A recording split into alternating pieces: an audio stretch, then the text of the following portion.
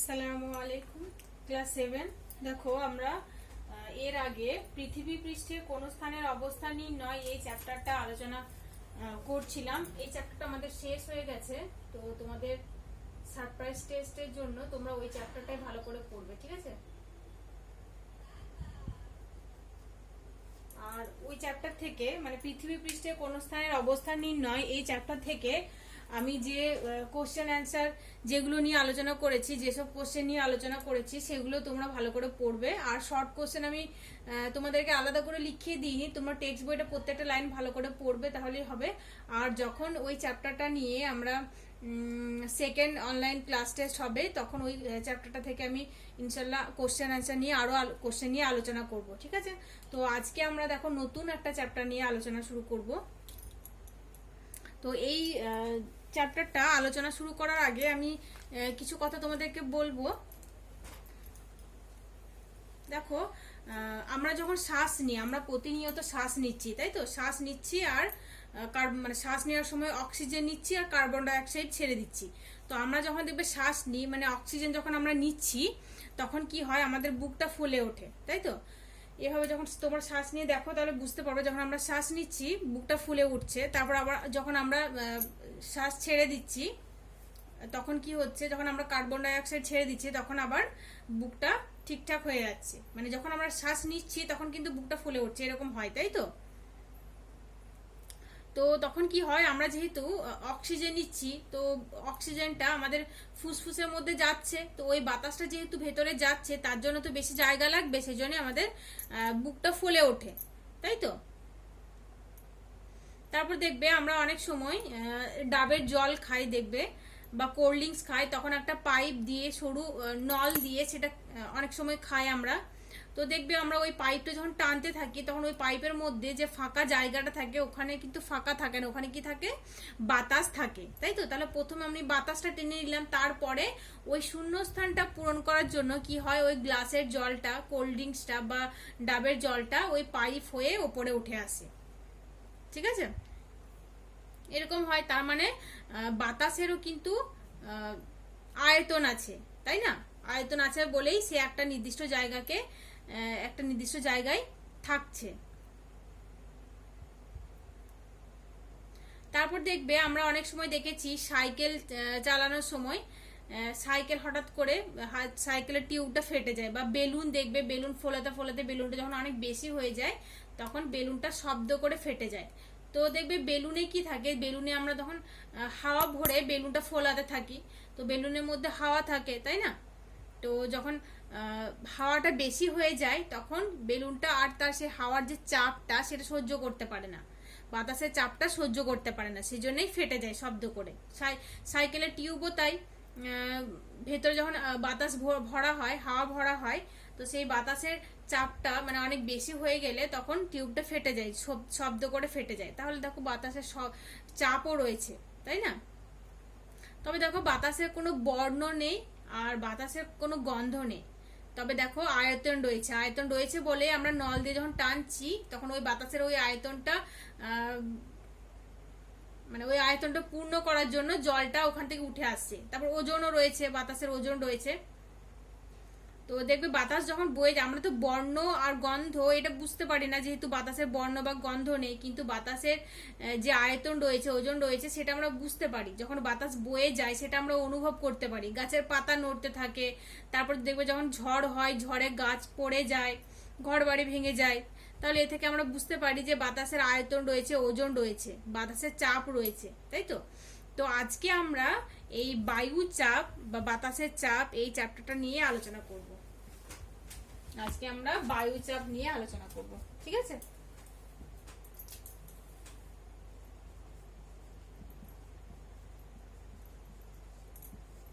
বায়ু চাপ, তাহলে আমরা বুঝতে পারলাম যে বায়ু চাপ দিচ্ছে আর প্রতি মুহূর্তে এই বাতাস চাপ দিচ্ছে। এই যে আমরা পড়ছি, আমরা যে বইটা নিয়ে পড়ছি, এই বইটার চারপাশে বাতাস কিন্তু একটা চাপ দিচ্ছে, প্রচন্ড চাপ দিচ্ছে। তো সেই চাপটা কত হয়, প্রতি বর্গ সেন্টিমিটারে এই চাপ হয় প্রায় 1 কিলোগ্রাম। প্রতি বর্গ সেমিতে এই চাপ কত হয়, প্রতি বর্গ সেমিতে এই চাপ কত হয়? প্রায় 1 কিলোগ্রাম প্রতি বর্গ সেমিতে, প্রায় 1 কিলোগ্রাম।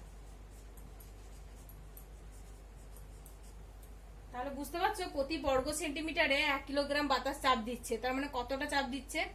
আর প্রতি বর্গ ফুটে প্রায় 1 টন চাপ দেয়, প্রতি বর্গ ফুট প্রায় 1 টন চাপ দেয়। তাহলে দেখো বাতাস কতটা চাপ দেয়, অনেক বেশি পরিমাণে চাপ দেয়। কিন্তু দেখো আমরা যে বসে আছি, আমার চারপাশে বাতাস কিন্তু চাপ দিচ্ছে, প্রতিনিয়ত চাপ দিচ্ছে, কিন্তু সেই চাপটা আমরা অনুভব করতে পারি না, আমরা বুঝতে পারি না। কেন বলো তো? কারণ আমাদের শরীরের ভেতরেও একটা চাপ রয়েছে, আমাদের শরীরের ভিতরে বাতাস রয়েছে, সেই বাতাস কিন্তু চাপ দিচ্ছে। তো আমাদের শরীরের ভেতরের বাতাসের চাপ আর আমাদের শরীরের বাইরের বাতাসের চাপটা সমান, মানে বিপরীত দিকে চাপ দিচ্ছে।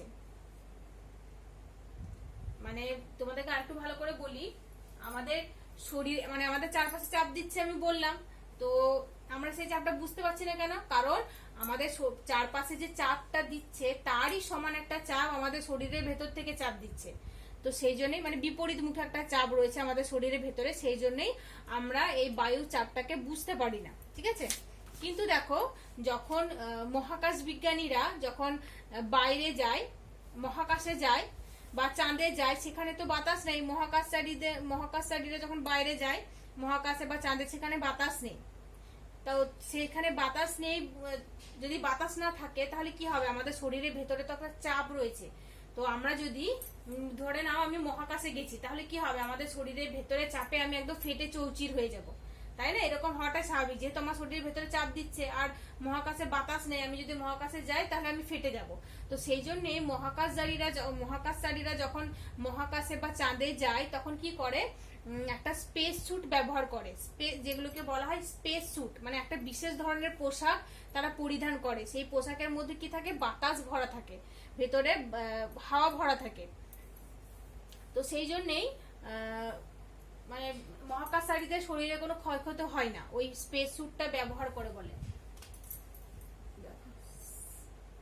স্পেস স্যুট, ওই বিশেষ ধরনের যে পোশাকটা সেটাকে বলা হয় স্পেস স্যুট। এই স্পেস স্যুটটা যদি না পরতো মহাকাশচারীরা, তাহলে কি হতো? তাদের শরীরের শিরা ধমনী ফেটে যেত।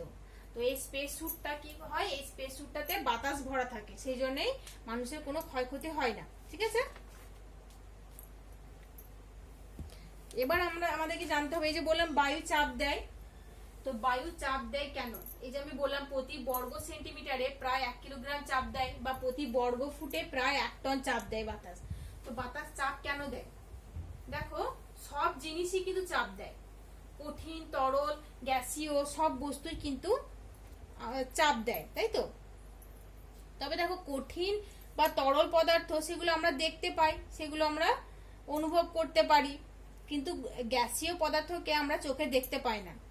তো কঠিন পদার্থে, তরল পদার্থে অণু পরমাণু রয়েছে, অনেক অসংখ্য অণু পরমাণু নিয়ে পদার্থ গঠন করে। তো সেরকম গ্যাসীয় পদার্থের মধ্যেও অণু রয়েছে। তো গ্যাসীয় পদার্থের মধ্যে অণুগুলি দ্রুত গতিতে ছোটাছুটি করে, আর এই অণুগুলি যখন ছোটাছুটি করে দৌড়ানোর সময় পরস্পরের সঙ্গে সংঘর্ষে লিপ্ত হয়, পরস্পরের সঙ্গে ধাক্কা খায়। তো এই বাতাসের অণুগুলো যখন পরস্পরের সঙ্গে এসে ধাক্কা খায়, তখন তারা একটা বল প্রয়োগ করে, সেই বলটাকে বলা হয় বায়ুর চাপ। তার মানে বুঝতে পারছো, বাতাসের অণুগুলো পরস্পরকে ধরে নাও একটা একক, এটা হচ্ছে একটা গ্যাস বেলুন, তো এর মধ্যে অসংখ্য এখানে গ্যাসীয় পদার্থ রয়েছে, তো এখানে অসংখ্য অণু রয়েছে। এই অণুগুলো কি করছে? পরস্পরকে ধাক্কা দিচ্ছে, ঠিক আছে, পরস্পরকে ধাক্কা দিচ্ছে। তো এই ধাক্কার ফলে কি হচ্ছে? একটা বল প্রয়োগ হচ্ছে, একক ক্ষেত্রফলে একটা বল প্রয়োগ হচ্ছে, আর এই বল প্রয়োগের জন্যই বায়ুতে চাপের সৃষ্টি হয়। বোঝা গেছে? তো তোমাদের এরকম কোশ্চেন আসতে পারে যে বায়ু চাপ কাকে বলে, তো তখন তোমরা কি লিখবে? যে একক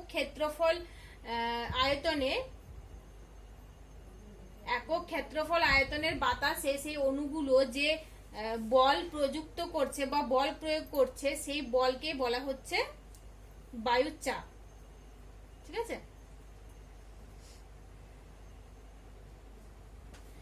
এটা লিখতে পারি, দেখো আমি লিখে দিচ্ছি, একক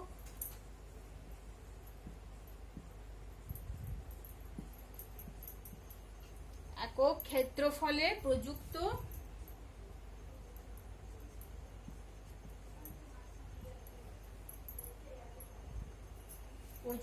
বলের গড় মানকে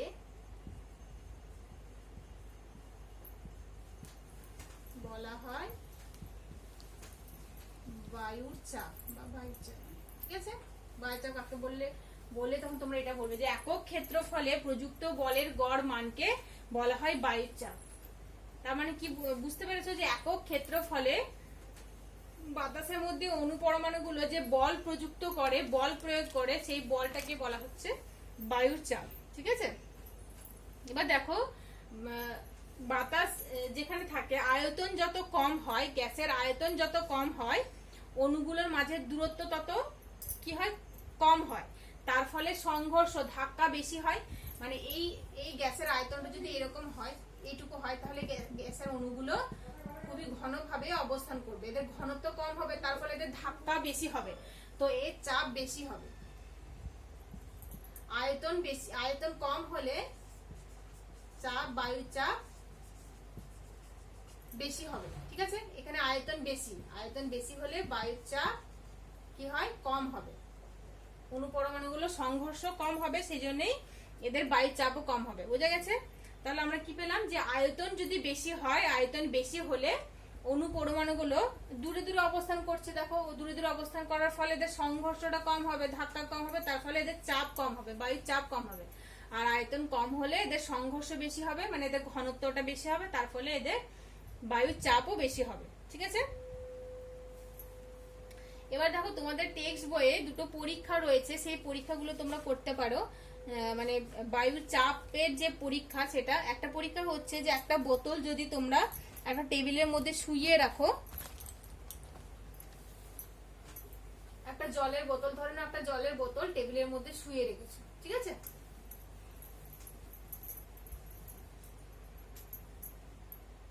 ধরে না এটা হচ্ছে বোতলের মুখটা, এরকম, এটা হচ্ছে একটা জলের বোতল, এর থেকে কম আয়তনের একটা কাগজের টুকরো ছোট বলের মতো করে মানে এর বোতলের যে মুখটা তার হাফ আয়তনের একটা কাগজের বল এখানে রয়েছে, সেটাকে তুমি, এটা টেবিলের মধ্যে রয়েছে। ঠিক আছে,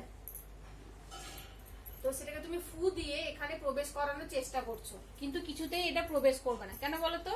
কারণ এই বোতলের মধ্যে যে গ্যাস রয়েছে তার একটা চাপ রয়েছে, বোতলের মধ্যে যে বায়ু রয়েছে তার একটা চাপ রয়েছে, তাই তো? আর সেই চাপের জন্য ফু দেওয়ার সত্ত্বেও এই বলটা, কাগজের বলটা কিন্তু বোতলের মধ্যে প্রবেশ করতে পারবে না। এই পরীক্ষাটা তোমরা করে দেখতে পারো। ঠিক আছে, আরো একটা পরীক্ষা রয়েছে, সেটা হচ্ছে একটা কাঁচের গ্লাসের তলায়, ধরুন একটা কাঁচের গ্লাস, তার তলায় একটা কাগজ চিটিয়ে রেখেছো। ঠিক আছে, তারপরে তোমরা একটা বড় জলের বালতি নিলে, জল ভরা আছে, এই জলের বালতিতে যদি গ্লাসটাকে তুমি উপর করে রাখো, এভাবে যদি উপর করে রাখো, তাহলে কি হবে, এখানে যে কাগজটা ছিল সেটা কিন্তু ভিজবে না। ঠিক আছে, কেন বলতো? কারণ গ্লাসের মধ্যে যে বায়ু রয়েছে তার একটা চাপ রয়েছে, তো সেই চাপের জন্য এখানে জলটা গ্লাসের মধ্যে প্রবেশ করতে পারবে না। ঠিক আছে, সেই জন্যই জলটা কিন্তু, মানে এই কাগজটা ভিজবে না। আর যদি এটাকে তুমি ডুবিয়ে দাও, মানে এইভাবে, এটা ধরে নাও জলের বালতি, এখানে যদি তুমি গ্লাসটাকে এইভাবে ডুবিয়ে রাখলে, তাহলে কিন্তু কাগজটা ভিজে যাবে, এর মধ্যে জলটা প্রবেশ করে ভিজে যাবে। কিন্তু এইভাবে রাখলে যেহেতু বায়ুর চাপ রয়েছে, সেজন্য জলটা উপরে প্রবেশ করতে পারবে না, এত দূর আসতে পারবে না, আর তার ফলে কাগজটা ভিজবে না। এই পরীক্ষাটা তোমরা করে দেখতে পারো। ঠিক আছে, তো বায়ুর চাপের ফলে, মানে আমরা তাহলে বুঝতে পারলাম যে বায়ু চাপ দেয়, তাই তো? বায়ুর আয়তন রয়েছে, বায়ুর ওজন রয়েছে, বায়ুর চাপও রয়েছে, কিন্তু বায়ুর কোনো বর্ণ নেই আর গন্ধ নেই। এবার দেখো, বায়ুর চাপ কিন্তু সর্বত্র সমান হয় না। বায়ুর চাপ কোথাও বেশি হয়, কোথাও কম হয়। তো কোন কোন ক্ষেত্রে বায়ুর চাপ কম বেশি হয়, কেন হয়, সেগুলো আমরা জানবো। তার আগে আমরা আরেকটু যে বলে নিই, সেটা হচ্ছে বায়ুর চাপ মাপার একক হচ্ছে ব্যারোমিটার। ঠিক আছে, বায়ুর চাপ মাপার একক হচ্ছে, সরি, বায়ুর চাপ মাপার একক হচ্ছে মিলিবার। মিলিবার এককে বায়ুর চাপ মাপা হয়। আর বায়ুর চাপ মাপার যন্ত্র হচ্ছে ব্যারোমিটার। ঠিক আছে, এটা লিখে নাও তোমরা, বায়ু চাপ মাপার একক।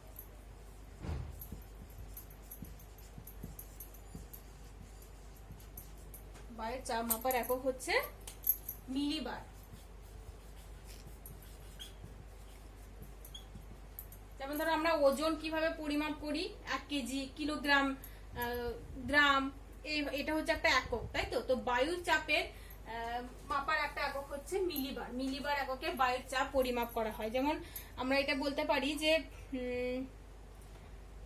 45 ডিগ্রি উত্তর অক্ষরেখায় সমুদ্রপৃষ্ঠের বায়ুর চাপ দেয় 1013.25 মিলিবার। ঠিক আছে, কত? 1013.25 মিলিবার। এটা তোমরা মনে রাখবে, 45 ডিগ্রি উত্তর অক্ষরেখায় সমুদ্রপৃষ্ঠের বায়ুর চাপ, গড় বায়ুর চাপ হচ্ছে 1013.25 মিলিবার। 1013.25 মিলিবার। মিলিবারটা হচ্ছে বায়ুর চাপ মাপার একক, বারবার বলছিলাম, মনে রাখবে। হ্যাঁ, আর এই চাপটা কোথায় থাকে? 45 ডিগ্রি উত্তর অক্ষরেখায়। অক্ষরেখায়, ঠিক আছে। আর বায়ুর চাপ মাপার যন্ত্রের নাম কি বলতো? বায়ুর চাপ মাপার যন্ত্র হলো ব্যারোমিটার। বায়ু চাপ মাপার যন্ত্র হলো ব্যারোমিটার।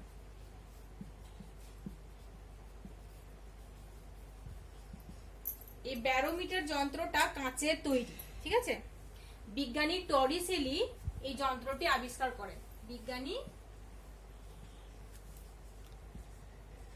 টরিসেলি, মনে রাখবে। হ্যাঁ, কে আবিষ্কার করেন? তোমাদের এরকম কোশ্চেন আসতে পারে যে ব্যারোমিটার যন্ত্রটি কে আবিষ্কার করেন। তো বিজ্ঞানী টরিসেলি ব্যারোমিটার যন্ত্রটি আবিষ্কার করেন। তো এই যন্ত্রটা একটা কাঁচের তৈরি একটা যন্ত্র, লম্বা ধরনের একটা যন্ত্র, যেটা পারদ ভর্তি থাকে, এক মুখ ভর্তি থাকে। কাঁচের মানে কাঁচের একটা নল থাকে, যার মধ্যে পারদ বসানো থাকে, পারদ ভর্তি থাকে। আর বায়ুর স্বাভাবিক যখন চাপ থাকে, এমনি রুমে যেরকম চাপ থাকে সেরকম যদি চাপ থাকে, স্বাভাবিক চাপে নলের মধ্যে 76 সেমি পারদ থাকে। ঠিক আছে, আর বায়ুর চাপটা যদি কমে যায় তাহলে পারদটা নেমে যায়। আর বায়ুর চাপ যদি বাড়ে তাহলে পারদ স্তম্ভটা বাড়তে থাকে। তোমাদের এই যে ব্যারোমিটারের ছবি তোমাদের টেক্সট বইয়ে রয়েছে, তো তোমরা ছবিটা একটু দেখে নেবে, তাহলে বুঝতে পারবে। ঠিক আছে, তো তাহলে আমরা জানতে পারলাম বায়ু চাপ মাপার একক হচ্ছে মিলিবার, আর বায়ু চাপ মাপার যন্ত্রের নাম হচ্ছে ব্যারোমিটার।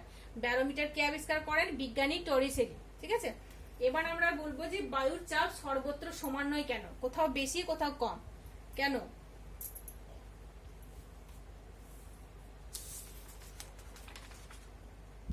দেখো, পৃথিবী পৃষ্ঠে বা সমুদ্র সমতলে, মানে সমুদ্রের ওপরে বায়ুর চাপ সব থেকে বেশি। তো উচ্চতা যত বাড়তে থাকে বায়ুর চাপও তত কমতে থাকে। উচ্চতা বাড়ার সঙ্গে সঙ্গে আমরা জানি যে বায়ুর চাপ, মানে বায়ু উষ্ণতা কমতে থাকে উচ্চতা বাড়ার সঙ্গে সঙ্গে। তো উষ্ণতা যখন কমছে, উষ্ণতা কমার ফলে কি হয়? বায়ুর ঘনত্বটাও কমে যায়, আর তার ফলে বায়ুর চাপও কমে যায়। ঠিক আছে,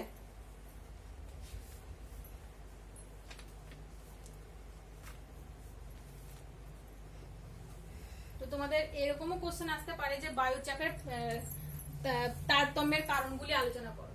তো বায়ুর চাপের তারতম্যের বা বায়ুর চাপের পার্থক্যের কারণ, বায়ুর চাপের তারতম্যের কারণ, কোথাও বায়ুর চাপ বেশি, কোথাও বায়ুর চাপ কম, কেন? ঠিক আছে, বায়ুর চাপের তারতম্যের কারণ বা বায়ুর চাপের পার্থক্যের কারণ। একটা পয়েন্ট হচ্ছে বায়ুর উষ্ণতা।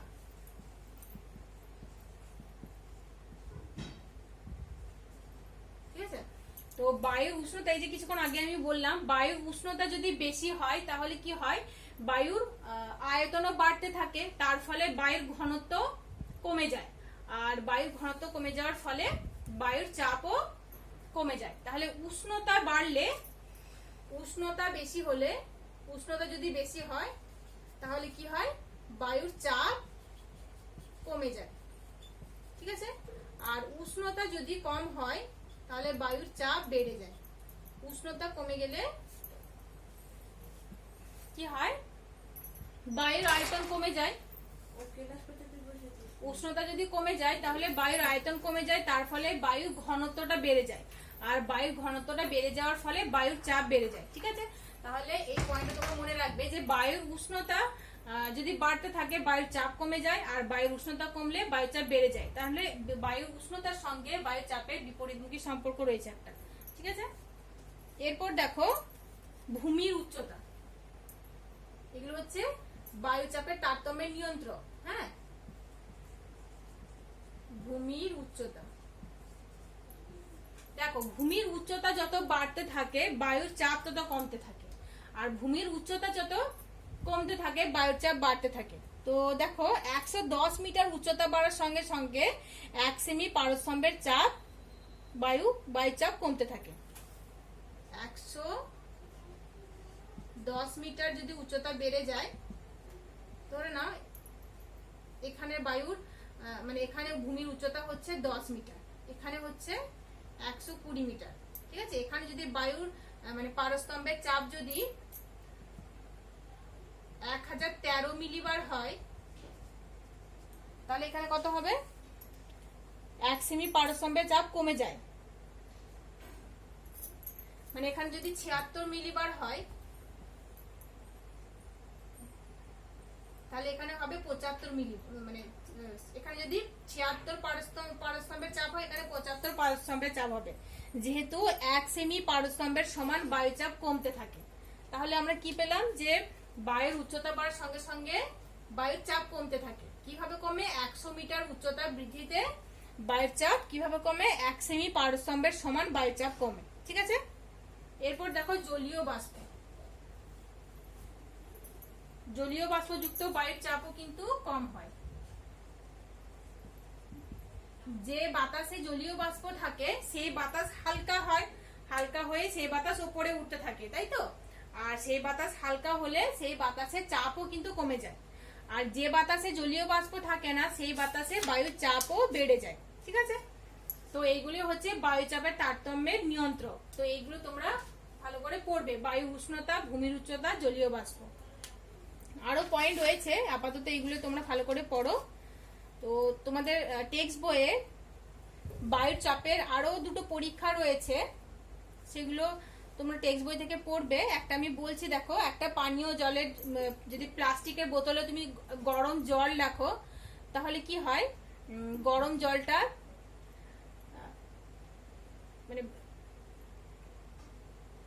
মানে গরম জলটা কি হয়,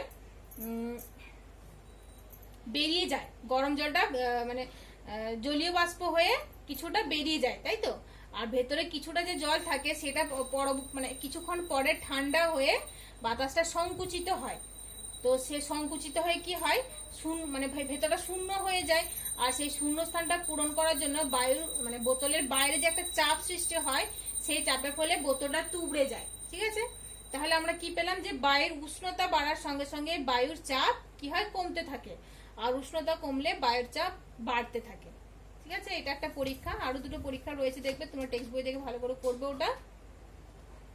তো দেখো এই যে বললাম ভূমির উচ্চতা বাড়ে, উচ্চতা বাড়ার সঙ্গে সঙ্গে বায়ুচাপ কমতে থাকে। তো সেই জন্য কি হয়, যদি তুমি উঁচু পার্বত্য অঞ্চলে ঘুরতে যাও, যদি তোমরা দার্জিলিং যাও বা কাশ্মীর যাও, তাহলে দেখতে পাবে সেখানে চাল ডাল এরকম ভালো সেদ্ধ হয় না। কেন হয় না বলতো, কারণ ওখানে বায়ুর চাপটা কম, আর কম বায়ুচাপ বলে কম উষ্ণতাতে সেখানে জল ফুটতে থাকে। 100 ডিগ্রি সেলসিয়াসের তাপমাত্রা থেকে মানে কম তাপমাত্রায় জল ফুটতে থাকে। তো তার ফলে খাবারগুলো ভালোভাবে সেদ্ধ হয় না, ঠিক আছে। তো আজকে এতটাই থাক, তোমরা এইটাই ভালো করে পড়বে। বায়ুর চাপ কাকে বলে,